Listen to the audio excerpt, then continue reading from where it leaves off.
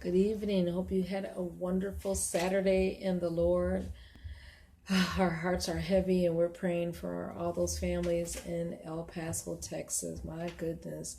If there has ever been a time that the people need the Lord, is sure enough is right now. That we must spread the love of God and be the good news, spread the gospel, and be the change agents for such a time as this. So much darkness.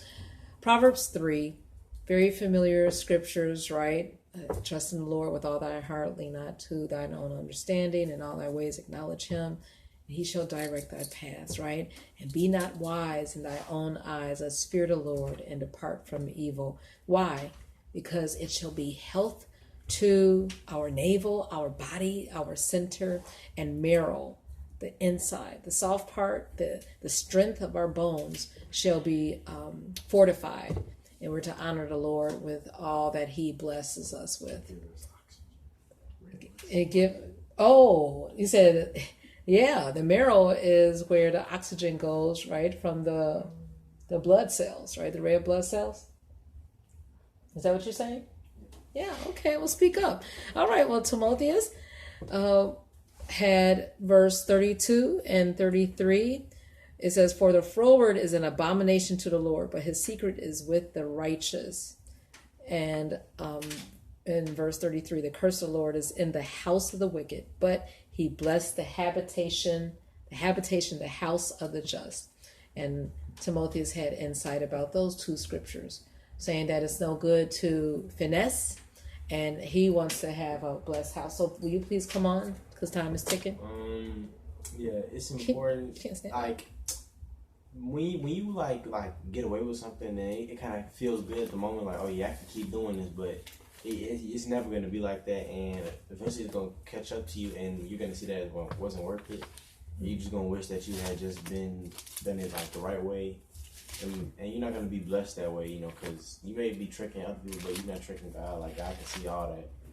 So just work hard, and that pays off, and then it gives you a better work ethic too, and that's going to take me farther. So I hope I can adapt that so that I can help my descendants. Amen. And in Proverbs 13:22, it talks about good people a good man leaves an inheritance for their grandchildren, right? But the wealth of sinners is stored away for a righteous person. So he wants to be blessed so that he'll be a blessed husband, father, great grandfather, and so that people will be blessed that you won't even know, and you probably would never meet, but it's because of your righteousness and your life. And speaking of old age and blessing the next generations, we're in Joshua 14, and both of these scriptures spoke to both of us, talking about Caleb in old age. Caleb just recalls to Joshua, like, when I was 40 years old, remember when Moses sent both of us to, spy the land, and, everybody else was, giving a discouraging report, but no, I spoke life, and I wholly followed the Lord, my God, right? And now behold, the Lord hath kept me alive at the age of 85 years old. And that starts in like verse 10. As yet I am strong this day as when I was 40 years old.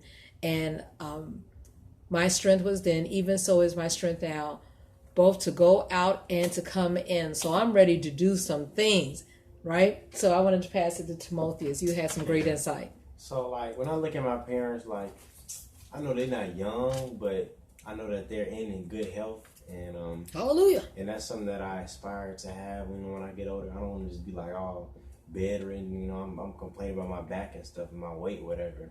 I want to be in shape, like they are, and I think that comes with the well, my mom is vegan, and I mean that also comes with just like having wisdom and knowing what to put in your body and what to put in the temple.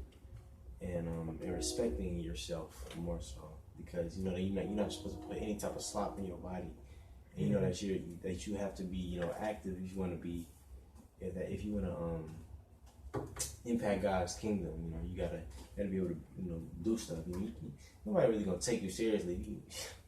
you can't even like, I don't know, like you can't even take care of yourself. You so like, I don't know. Just make sure you're in good health, so you can be as mobile as possible. Yeah, good health, good shape. Take care of our temple so we could do great things for the Lord for the remaining time that we have. So we could be like Caleb, have energy even at 85. I always believe life starts at 50, and God's going to do great things for whatever age we are as we yield to Him. Okay, let's have a good evening so that we could bless others horizontally, because there's so much going on, and we want to be ready whatever time that He has us to be in an assignment, whatever place, so that we'll be ready. Have a good evening, Lord, preparing for worship. Good night.